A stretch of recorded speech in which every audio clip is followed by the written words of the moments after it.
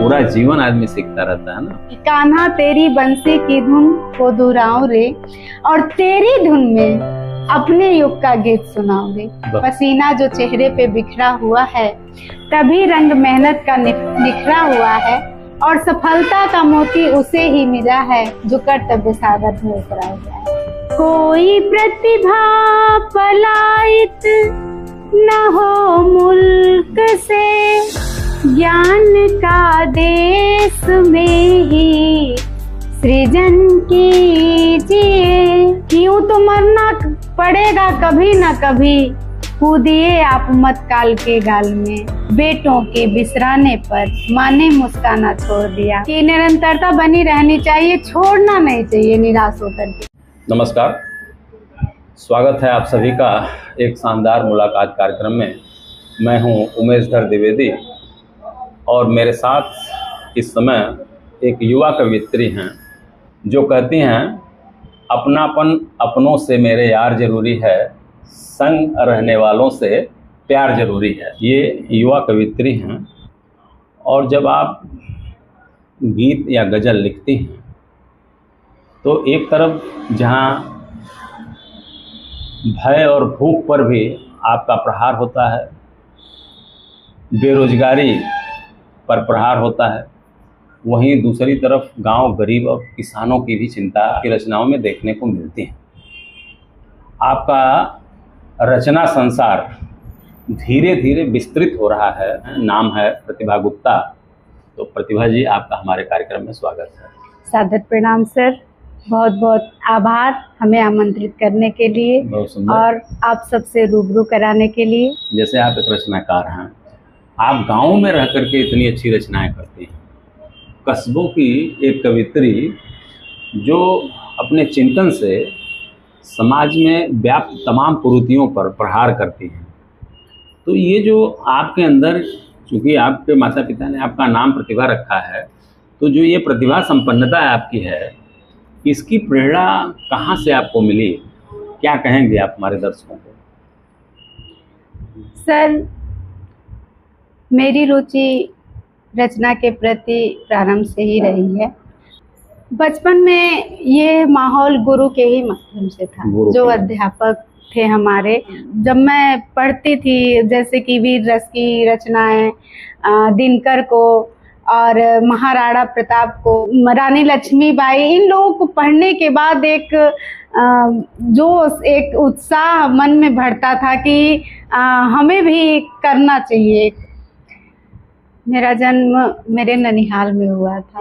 मेरी परवरिश बांसगांव में हुई है, और जो कि यहीं पे सब लोग रहते थे। जाता है कि जो आपका जन्म स्थान वही होता है जहाँ माता पिता रहते हैं। जी। पढ़ाई लिखाई भी आपकी वहीं से हुई होगी? हाँ, पढ़ाई लिखाई भी बांसगांव से हुई है। प्राथमिक जो शिक्षा है आपकी है वो बांसगांव से हुई? जी। उसके बाद बीए कोड़ीराम से आपने किया।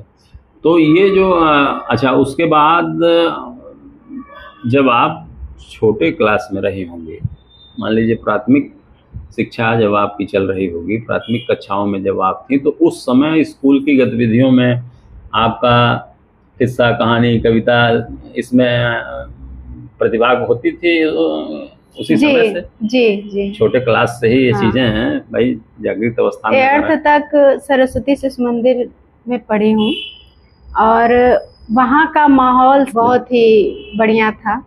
और तो जब आप इंटर की पढ़ाई करके जब आप स्नातक की पढ़ाई करने गए कौड़ीराम, तो आपकी जो किताब है ना, संवेदना से संवाद जी, इसमें जो है जो भूमिकाएं लिखी गई हैं, तो उसमें कौड़ीराम के जो आपके रामकृपाल राय जी ने जो लिखा है, तो उसमें उन्होंने यही लिखा है कि आप विद्यालय में जब आप पढ़ाई कर रहे थे तो उसी दरमियान आप सांस्कृतिक गतिविधियों में लगातार आप हिस्सा लेती रहती थी। स्नातक की पढ़ाई के दौरान जो साहित्य जगत है उससे आप कितना जुड़ गई थी, क्या कहेंगे?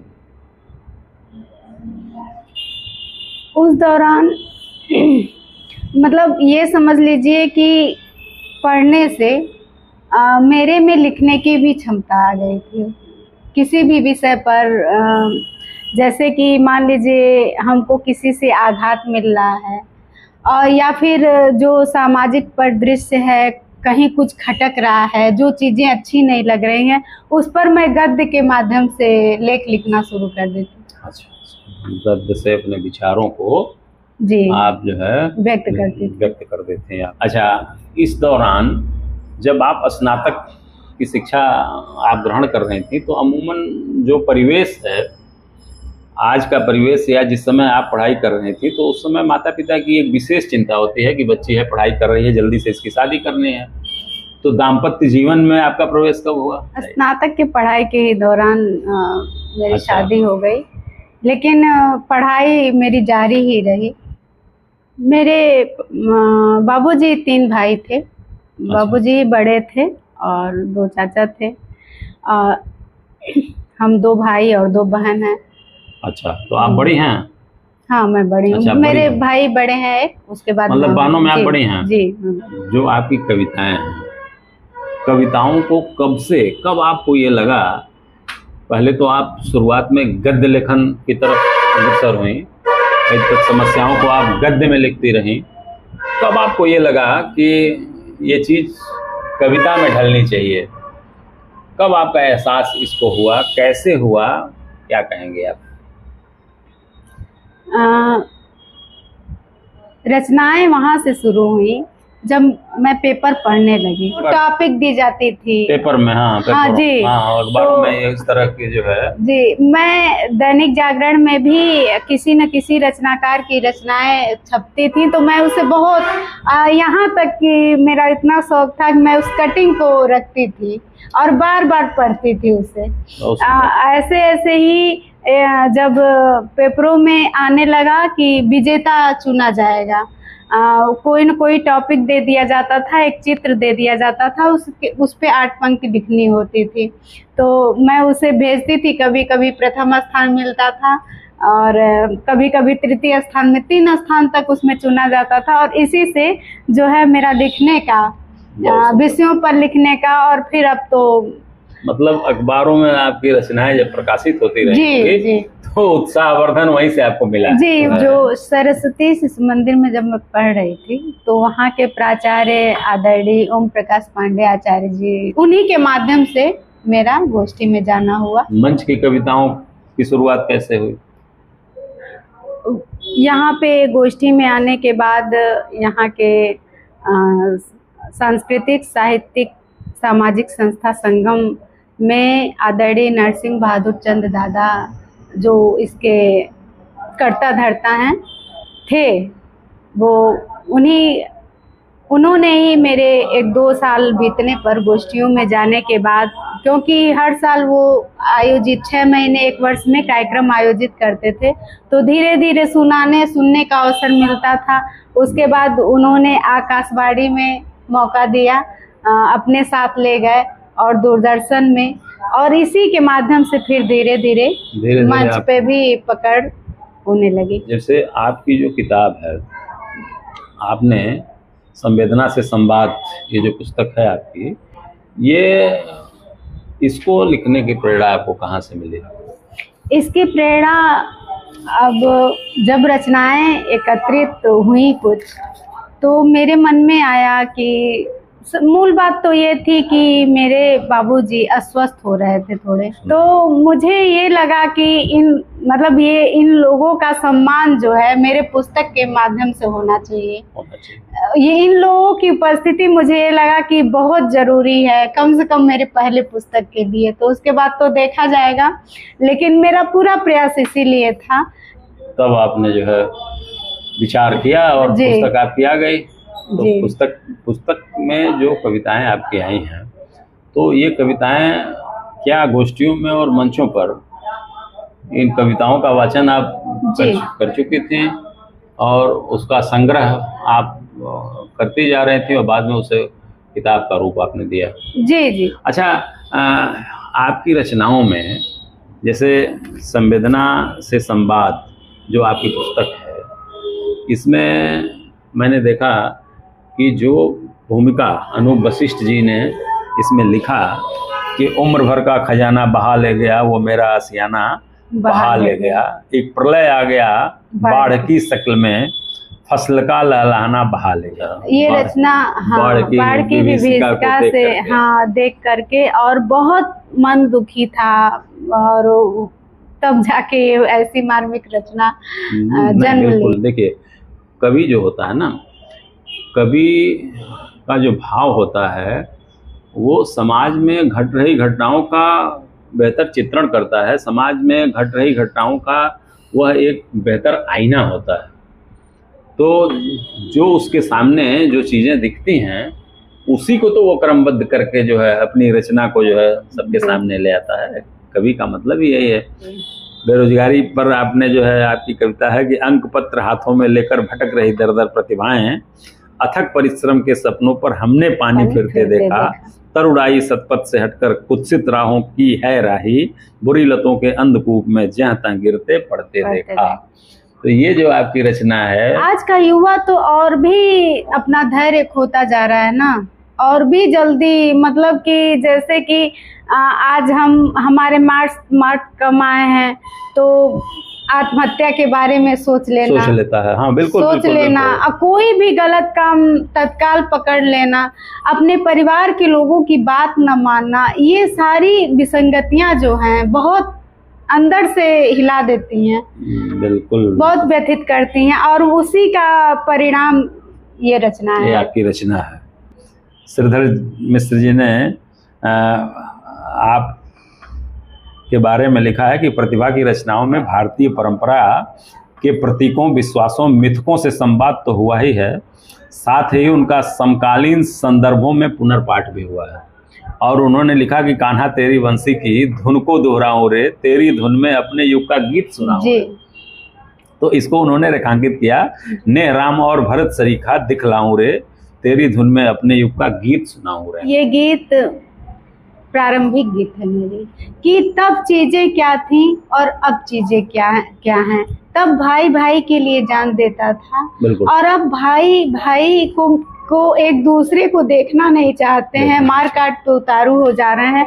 तो ये रचना वहां से जन्म ली। बहुत सुंदर। और वो व्यथा के माध्यम, जैसे होता है ना कि अपने माता पिता से आज हम बात नहीं कह पा रहे हैं तो वो ईश्वर के समक्ष कहते हैं, तो वो माध्यम वही है कि कान्हा तेरी बंसी की धुन को दोहराऊं रे, और तेरी धुन में अपने युग का गीत सुनाऊं रे। बहुत सुंदर। बिल्कुल बिल्कुल, आपने समकालीनता को आपने जोड़ा जी। वो द्विवेदी प्रमोद ने भी जो है लिखा है जो है कि जन्मदायी माँ को कभी न भुलाने की सलाह देते हुए जो आपकी पंक्तियां हैं उसमें उन्होंने कहा कि माँ के दरबार में सर झुकाना मगर, आरती धूप दीपक दिखाना मगर, लाख पीड़ा सही जन्म तुमको दिया, ऐसी माँ को न हरगिज भुलाना मगर। माता पिता भाई, परिवार जो है, परिवार से विमुख होना ये अपने आप में एक बहुत बड़ी त्रासदी है। मेरा मानना है आज माता पिता के लिए हम जैसा करेंगे वैसा कल को मेरे साथ भी होगा, और जहाँ तक आराधना की बात होती है तो ईश्वर के बाद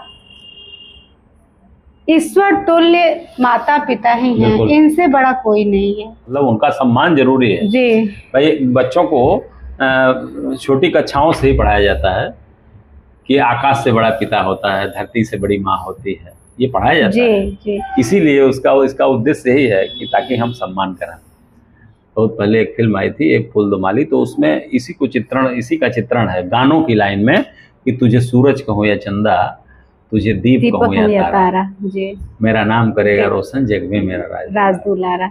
तो उसकी जो लाइन है ना, उसकी अगली लाइन है कि मैं कब से तड़प रहा था मेरे आंगन में कोई खेले, नन्ही सी खुशी के बदले चाहे सारी दुनिया ले ले। तेरे संग संग झूल रहा है मेरे बाहों में जग सारा, मेरा नाम करेगा रोशन जग में मेरा राज दुलारा। और उसी में अगली लाइन है कि आज उंगली पकड़ के तेरी तुझे मैं चलना सिखलाऊं, कल हाथ पकड़ना मेरा जब मैं बूढ़ा हो जाऊं, तू मिला तो मुझको मिल गया जीने का एक सहारा, मेरा नाम करेगा रोशन जग में मेरा राज दुलारा। बहुत सुंदर उसमें जो है उसकी पंक्तियां हैं। आखिरी पंक्ति में ये कहता है रचनाकार, मेरे बाद भी इस दुनिया में जिंदा मेरा नाम रहेगा, जो भी तुझको देखेगा तुझे मेरा लाल कहेगा, तेरे रूप में मिल जाएगा मुझको जीवन दोबारा, मेरा नाम करेगा रोशन जग में मेरा राज दुलारा। कि आज जो समाज का स्वरूप है, जो पीड़ा आपकी कविताओं में दिख रही है, माता पिता के प्रति जो अनादर का भाव उत्पन्न हो रहा है, ये लाइनें उसे मजबूती प्रदान करेंगी। रामकृपाल राय जी जो सर्वोदय किसान पीजी कॉलेज कोड़ीराम के शायद अब इस समय प्राचार्य हैं जी, तो इन्होंने अदम्य इच्छा शक्ति की स्वामिनी बताया आपको। इन्होंने लिखा कि जन्म से ही प्रतिभा संपन्न श्रीमती प्रतिभा गुप्ता का सांस्कृतिक कार्यक्रमों में सहभागिता और कुछ बेहतर करने की अभिरुचि उन्हें काव्य विद्या की ओर कदम बढ़ाने में सहयोगी रहा। इन्होंने रेखांकित किया कि सियासत मुफलिसों की रोटियों पर चलती रहती है, सियासी लोग बहरे हैं तुम्हें कैसे दिखाऊं रे। भूमिकाओं पर हम लोगों ने बात किया, और जब भूमिकाओं पर बात होती है ये मान लिया जाता है कि हमने संपूर्ण जो है रचना पर बात कर लिया है। आपकी अपनी बात पर भी मैं थोड़ा बात कर लूँ।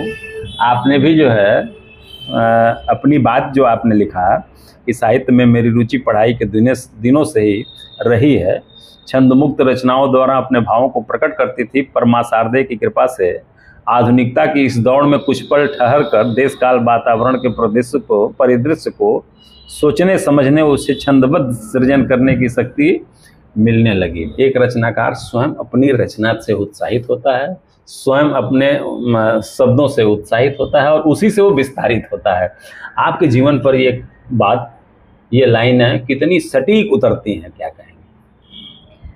अपनी रचना से अपने को ही सोचने समझने और सुदृढ़ करने का बहुत अच्छा अवसर मिलता है।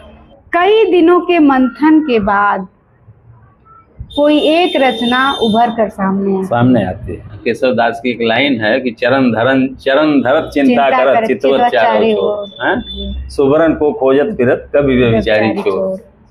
तो वह जो है चिंतन जो है, जैसे चोर रात भर जाग करके ये सोचता है कि हमें स्वर्ण मिल जाए, वैसे ही जो कवि होता है वह स्वर्ण का मतलब उसके लिए सुंदर वर्ण है, वह जो है सुंदर वर्ण। मेरी दो पंक्तियां एक गीत की हैं उसमें, दुनिया के हालात देख जब घूट गरल का पीते हैं, रात रात भर जाग जाग कर उन सपनों को जीते हैं। बहुत सही।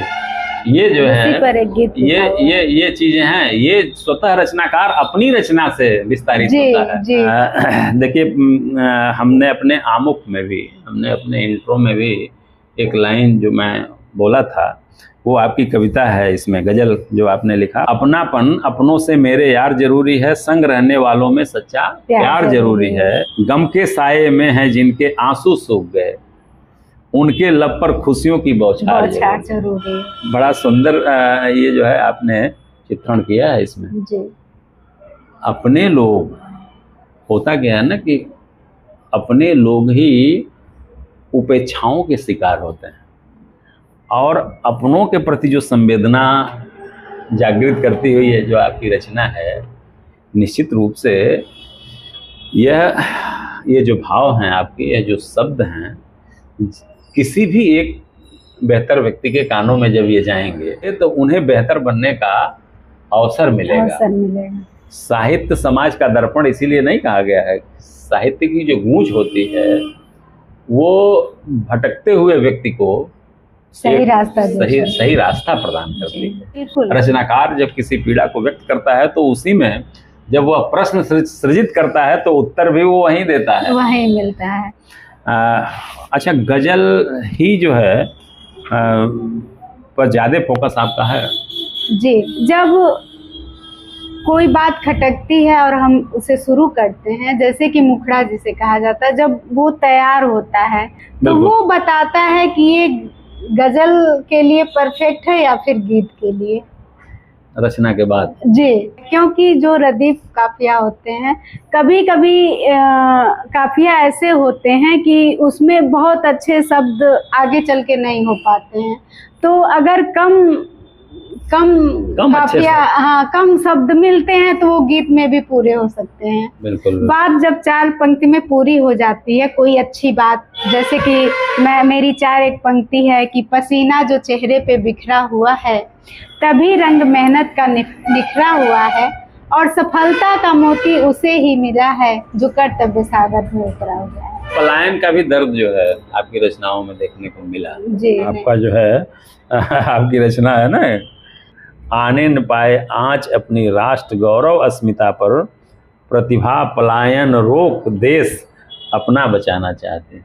बहुत सुंदर। आज युवा अगर पलायित हो रहा है, अपने देश को छोड़कर जाकर बाहर कुछ काम कर रहा है, तो हानि तो अपनी ही है। बिल्कुल बिल्कुल। कहीं कहीं अगर से वो सुविधाएं, वो चीजें अपने देश के लिए की जाएं तो कितना बेहतर होगा। बहुत सुंदर। जो सियासतदारों की बात आपने जो अभी हम लोगों ने चर्चा किया, तो सियासत निश्चित रूप से इसकी होनी चाहिए जी, कि हम अपनी जो प्रतिभा है हमारी, उसको हम यहाँ सम्मान दे सकें, उसको हम यहाँ काम दे सकें। तो राष्ट्र प्रेम को किस तरह से आपकी रचनाएं समर्पित रही हैं, राष्ट्र प्रेम किस तरह से आपकी रचना में, आपका जो रचना संसार है किस तरह राष्ट्रभक्ति से ओतप्रोत है, क्या कहेंगे आप हमारे दर्शकों को बताएं। राष्ट्र प्रेम के प्रति जो मेरा आकर्षण है, मैं उसमें कहना चाह रही हूँ, आप अंतःकरण में मनन कीजिए, भारती माँ को झुक कर नमन कीजिए, आज सीमा पे है दुश्मनों की दखल, जिस तरह हो सके रिपु दमन कीजिए, खुद करें और औरों को संदेश दें, स्वच्छ सुंदर सुहाना वतन कीजिए, आप अंतःकरण में मनन कीजिए, कोई प्रतिभा पलायित न हो मुल्क से, ज्ञान का देश में ही सृजन कीजिए, आप अंतःकरण में मनन कीजिए। बहुत सुंदर। आपने जो है, जो देशभक्ति, जो राष्ट्र प्रेम है, उस राष्ट्र प्रेम को आपने जो है इसमें बेहतर तरीके से दर्शाने का प्रयास किया है। अच्छा प्रतिभा जी, ये बताएं, जैसे बहुत सारी चीज़ें ऐसी होती हैं जिसमें कुछ ऐसी चीज़ें सामने आती हैं जो कई 100 वर्षों बाद वो चीज़ें आती हैं, कई पीढ़ियां गुजर जाती हैं जिससे उनका सामना नहीं हो पाता है। तो तमाम सारी चीज़ें हम लोगों को इस 21वीं सदी में देखने को मिली हैं जी। जैसे एक महामारी जो हम लोग सुनते थे जी। कि बचपन में हम लोगों की दादी या हम लोगों की माताएं जो है ये बताया करती थी, वो भी कहानी के रूप में बताया करती थी कि जब महामारी आती थी, तावन जैसी बीमारियां आती थी, तो लोग पलायित कर जाते थे। जैसे 4 जगहें ऐसी हैं जहाँ से जो भाग जाता है वो वीर कहलाता है। जिससे कहा गया है ना कि हर जगह जो जहाँ डटा रहता है आदमी तो वो वीर होता है, लेकिन चाणक्य ने कहा कि 4 जगह ऐसी है जहाँ से भाग जाता है व्यक्ति तो वह वीर कहा जाता है। तो उसमें आया है ना कि उपसर्गे अन्न चक्रे दुर्भिक्षे च भयावहे, असाधु जने संपर्के च या पलायत जीवितेषु। तो जैसे मान लीजिए कि अगर कहीं कोई महामारी आ गई तो वहां से जो भागता है वही वीर है। अकाल पड़ जाए, जहाँ पड़ जाए उस इलाके को जो छोड़ देता है वो जो है जीवित माना जाता है। और युद्ध अगर किसी इलाके में युद्ध की घोषणा हो जाए, युद्ध शुरू हो जाए, तो उस इलाके को छोड़ दिया जाता है। आजकल तो सरकारें भी जो है उस इलाके से हटा देती हैं। तो यहाँ से जो भागता है वो वीर कहा जाता है। और असाधु जने संपर्के चय पलायत जीवितेषु, यानी अगर असज्जन दुर्जन व्यक्ति का संपर्क हो जाए तो जो वहाँ से हट जाए तो वही अपने आप को बचा सकता है। तो महामारी का दौर भी हम लोगों ने देखा जी। कोरोना वायरस जैसी महामारी, तो कोरोना को आपने अपनी रचना में कहीं स्थान दिया है कि नहीं दिया है? जी, उसको दिया है मैंने। तो मैंने लिखा कि फंस गई जिंदगी वक्त की चाल में, सब के सब आ गए हैं भंवर जाल में। ये कहर आदमी का है ढाया हुआ, इससे बचना जरूरी है हर हाल में। पक्षियों के लिए है खुला आसमां, आदमी कैद घर में है कल काल में। और खा रहे थे निवाला जो मिल बांट कर, अब मयस्सर नहीं एक ही थाल में। यूं तो मरना पड़ेगा कभी न कभी, कूदिए आप मत काल के गाल में। फंस गई जिंदगी वक्त के चाल में, सब के सब आ गए हैं भंवर जाल में। बहुत सुंदर। वो समय ऐसा था। जो हमारे शब्द हैं, जो हमारी रचनाएं हैं, ये सदैव जो है प्रेरणा प्रदान करती रहेगी। और बताइए, जो है मैं तो किताबों पर जो है, किताब पर हम चर्चा किए, लेकिन जो रचनाकार होता है ना, उसका संसार बड़ा विस्तृत होता है। वो हमेशा कुछ बेहतर चीज़ सोचता रहता है, बेहतर चीज़ वो समाज के सामने ले आने का प्रयास करता रहता है। तो इसके अलावा और भी जो आपके दिमाग में इस समय जो रचनाओं की गूंज इस समय चल रही है, क्या कहेंगे आप हमारे दर्शकों को? मेरी प्रारंभिक रचनाओं में चिड़िया जो विलुप्त होती दिखाई दे रही है, पर्यावरण से ही मैं शुरू करती हूँ कि उसी के साथ जो विसंगतियाँ हैं, मैं एक गजल में अपने, ये गजल इस किताब में है कि? जी। अच्छा। क्योंकि प्रारंभिक दौर की ये रचना है कि नन्ही चिड़िया तुमने भी छज्जों पर आना छोड़ दिया, दम घुटू दुनिया से शायद आस लगाना छोड़ दिया। इठलाती इतराती धरती पर स्वच्छंद विचरती थी, चोंच मिलाकर चू चू कर तुमने बतियाना छोड़ दिया। और आज का परिवेश, जो लोगों के विचार विस्तृत होते जा रहे हैं और कपड़े छोटे होते जा रहे हैं, वो उसको मैंने सिर में लिखा है कि सुंदरता की सूरत बदली है छोटे परिधानों ने। सुंदरता की सूरत बदली है छोटे परिधानों ने, अंधे फैशन ने अब के तहजीब निभाना छोड़ दिया। अंधे फैशन ने अब के तहजीब निभाना छोड़ दिया। और माँ की ममता तड़प तड़प कर हर पल घुटती रहती है। माँ की ममता तड़प तड़प कर हर पल घुटती रहती है। बेटों के बिसराने पर माँ ने मुस्काना छोड़ दिया। बूढ़े बरगद बिगड़ी पीढ़ी के आगे मजबूर हुए, जैसे तैसे जी लेते हैं, टांग अड़ाना छोड़ दिया। लाख वफा करने पर भी जो सिर्फ दगा ही देते हैं, प्रतिभा ने ऐसे लोगों से नेह निभाना छोड़ दिया। प्रतिभा जी, ये जो आपकी रचना संवेदना से संवाद, जी, यह रचना आपकी इस समय हम सभी के हाथों में है। जी। इसके बाद क्या ये जो आपकी साधना है, ये लगातार जारी है? क्या कोई और रचना हम सभी दर्शकों को, पाठकों को भविष्य में क्या मिल सकती है? क्या है आपकी योजना? जब मन आहत होता है किन्हीं कारणों से, तो वो खुद न खुद कभी मुक्तक के माध्यम से, गीत के माध्यम से, अभी जल्दी ही पहलगाम में 26 युवाओं की जो मौत हुई, उससे मन, मतलब ये समझ लीजिए कि 2 दिन तक कितना व्यथित रहा। और दूसरे दिन शाम तक एक रचना अचानक तैयार हो गई। अच्छा। कि इनकी चीखों को अनदेखा कर देना मंजूर नहीं, तुम बेमौत मरोगे पलछिन वह दिन भी अब दूर नहीं।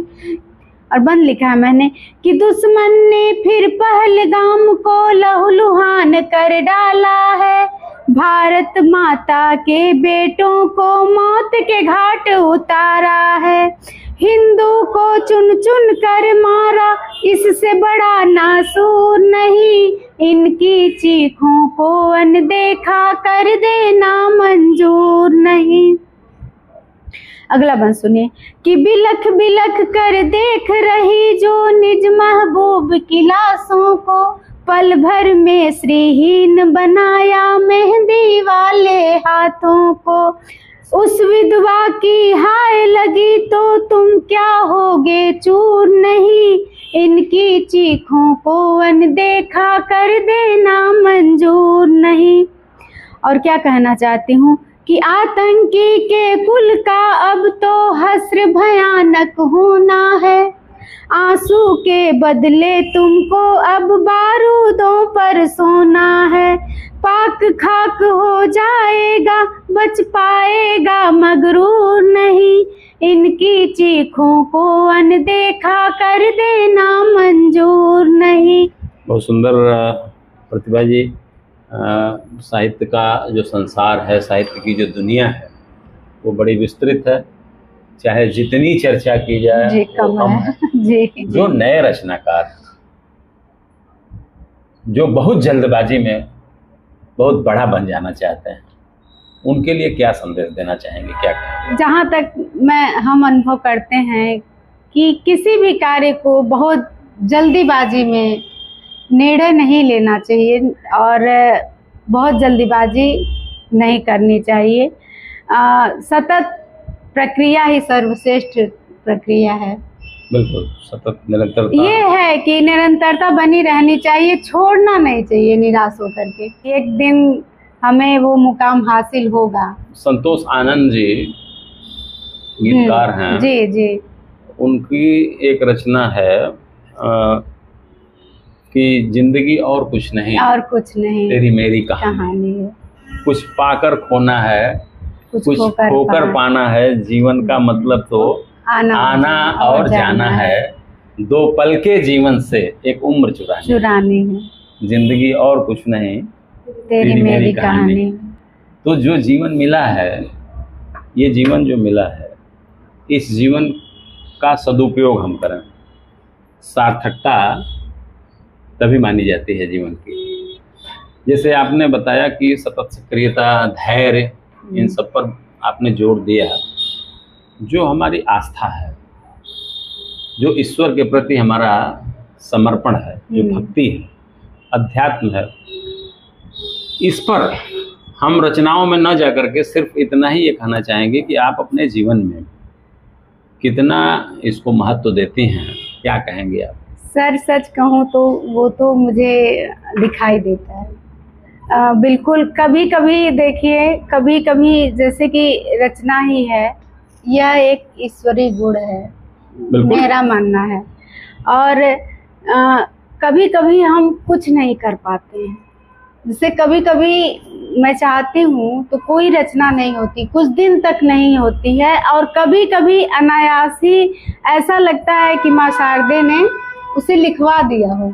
बिल्कुल बिल्कुल बिल्कुल बिल्कुल। और ऐसे ही परिवार में भी या कहीं भी इस तरह से, क्योंकि ईश्वर का आभास कई चीज़ों में मिलता है। कभी कभी जैसे हम जो बहुत दुखी रहते हैं और जो हमारे सोच के परे रहता है, वो इतना बेहतर हो जाता है कि अनायास ही उनके प्रति एक आस जग जाती है, और वो जगाते भी रहते हैं, वही जगाते भी रहते हैं। जी बिल्कुल, वही तो इसमें इसीलिए हम जब कोई कार्य शुरू करते हैं तो हम समर्पित कर देते हैं, ईश्वर को समर्पित करते हैं। बिल्कुल। कोई भी कार्य जब करते हैं तो वो समर्पित कर देते हैं।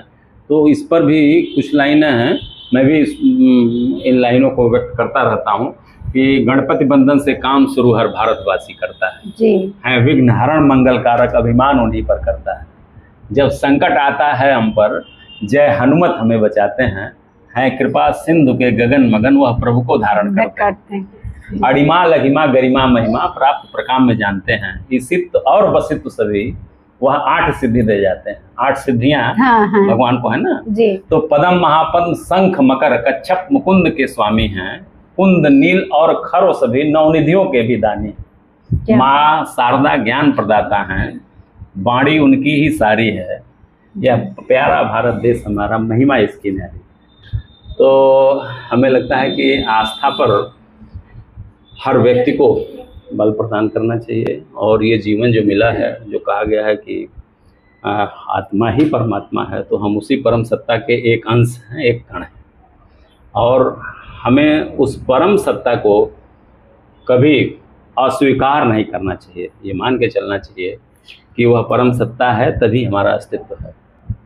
प्रतिभा जी, आपने बहुत सुंदर तरीके से जो आपका जो साहित्य संसार है, जो आपकी साहित्य की रचनाएं हैं, बहुत सुंदर तरीके से आपने उन रचनाओं के माध्यम से हमारे दर्शकों तक अपने विचारों को रखा है। हम अगर कुछ लाइनों में कहें तो हम ये कह सकते हैं कि सूरज से लेकर ज्योति, चांद से लेकर सुघराई तन की, हिमगिर से लेकर स्वाभिमान, सागर से गहराई मन की, मारुत से लेकर गति अबाध, धरती से लेकर धीरज संबल, विधि ने तुझको ही सौंप दिया अपनी रचना का पुण्य सकल।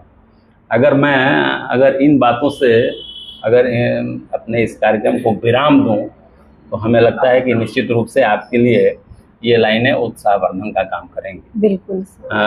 दर्शकों, निश्चित रूप से ये कार्यक्रम आपको पसंद आएगा।